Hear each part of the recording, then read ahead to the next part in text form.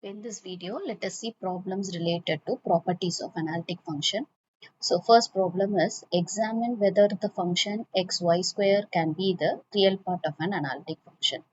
So here we are going to use one property that the real and imaginary part of an analytic function or harmonic function. So whenever if here xy square should be a real part of an analytic function means first of all it should be an harmonic function. So here it's enough to check whether this function is harmonic or not. So here let us consider u is equal to xy square. Okay, so let us consider xy square be the real part, because since it is given real part we can take u is equal to xy square. Okay, if they have given it as imaginary part means we have to take v is equal to xy square. So since here if this is a real part of an analytic function or not, we have to check. So we are assuming to be u. So now what we have to do here is to prove u is harmonic. So for that it has to satisfy Laplace equation. What do you mean by Laplace equation? Dou square u by dou x square plus dou square u by dou y square is equal to 0. That is, this is to prove. If you prove this, which gives you u is harmonic. So that it's enough to prove u satisfies this Laplace equation or not. So for that, first let us find out dou u by dou x. What is dou u by dou x? It is nothing but y square.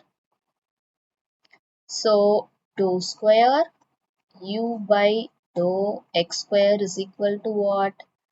2y. Not, it's not 2y. So it should be 0.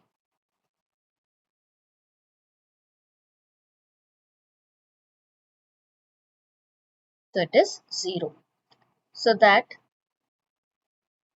next dou u by dou y. What is dou u by dou y? Dou u by dou y is 2xy, right? So what about the second derivative? Dou square u by dou y square, which is equal to 2x. So what happened here? Dou square u by dou x square is equal to 0. Dou square u by dou y square is equal to 2x, which gives you dou square u by dou x square plus dou square u by dou y square is equal to 2x, but this 2x is not equal to 0. So hence it doesn't satisfy the Laplace equation, so that we can say that it, that is x y square can't be the real part of the analytic function. So finally this is our conclusion, right? So here we have to examine the function xy square can be the real part of an analytic function. So we have assumed, since it is a real part, we have assumed u is equal to xy square, and then we have verified whether it satisfies the Laplace equation or not. So here it doesn't satisfy the Laplace equation, so that u can't be the harmonic function. Since u is not an harmonic function, this u cannot be the real part of the analytic function. Since we have taken u as xy square, finally we can conclude xy square cannot be a real part of the analytic function. So moving to the next question, verify that family of curves u is equal to a and v is equal to b cut each other orthogonally. This is another property. We have to check this property for the function w is equal to z cube. That is, here it is given, we have to check the orthogonality property for w is equal to z cube. So already here we know that z is equal to x plus y whole cube. So expand it. On expansion,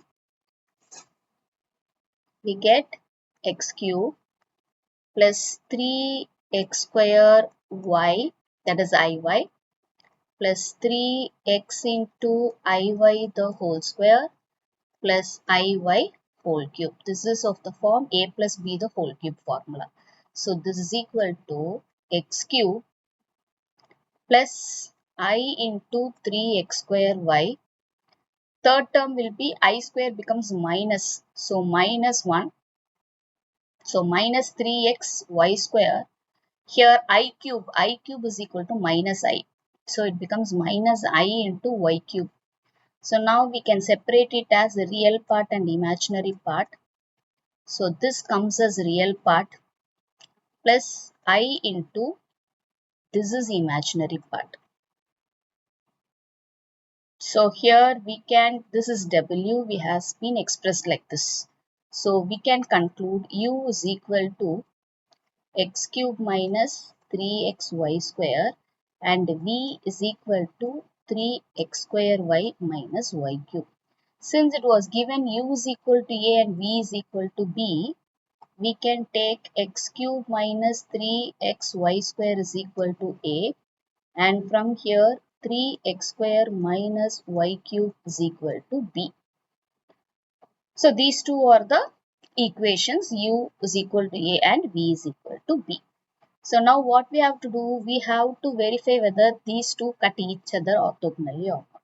So for orthogonality, what is the condition? Slope of both the equations, both the curves, that is product of the slope of both the curves should be minus 1. So we have to find out what is the slope for the first curve, okay, and what is the slope for the second curve. So let us take it to be m1 and m2. That is, we have to find out what is dy by dx for the first equation. Similarly, what is dy by dx for the second equation. For that, we need to differentiate with respect to x, treating y as the dependent variable. So while differentiating it,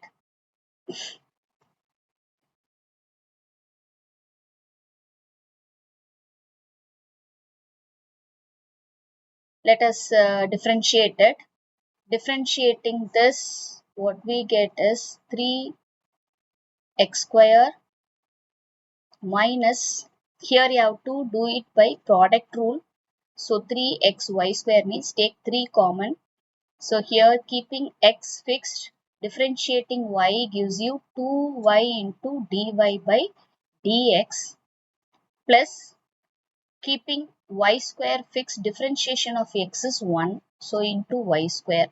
Right hand side is equal to 0. So this is the first equation, that is, let it be equation 1 and equation 2. So now we are differentiating equation 1. Clear? So from this we have to take what is dy by dx. So here throughout we can cancel 3 throughout the equation. Now we can simplify this x square.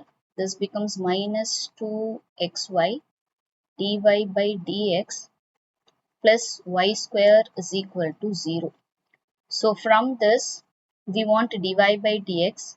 So dy by dx is equal to, what happened here is, sorry, this becomes minus here. This becomes minus because minus is common for both the term. So here it becomes y square minus x square while going to the right side divided by minus 2xy. Or otherwise we can write x square minus y square by 2xy. Clear? So this is dy by dx for the first equation. Let it be m1. Similarly, we have to find out for the second equation. Second equation is 3x square y minus y cube is equal to b. So we have to differentiate it. Let me write the equation here.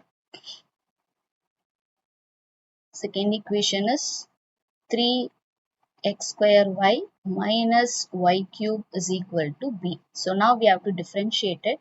As usual, 3 is common. Differentiating it, 2x into y plus x square into dy by dx minus here, this is 3 is common only for these things. Now here differentiation of y cube is 3y square into dy by dx is equal to 0 again. So now we can cancel 3. We can cancel this 3.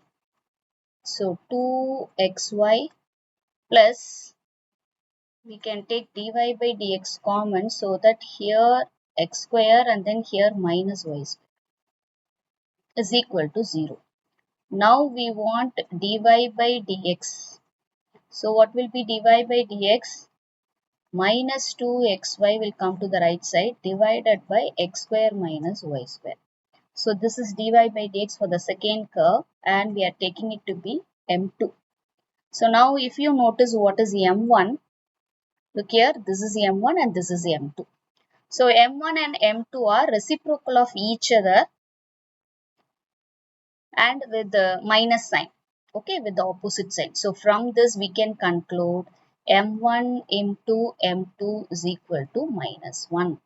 So once product of the slope is equal to minus 1, we can conclude that both the curves cut each other orthogonally, which means that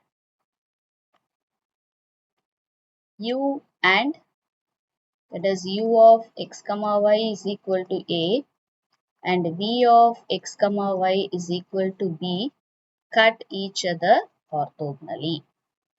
So this is what we want to prove.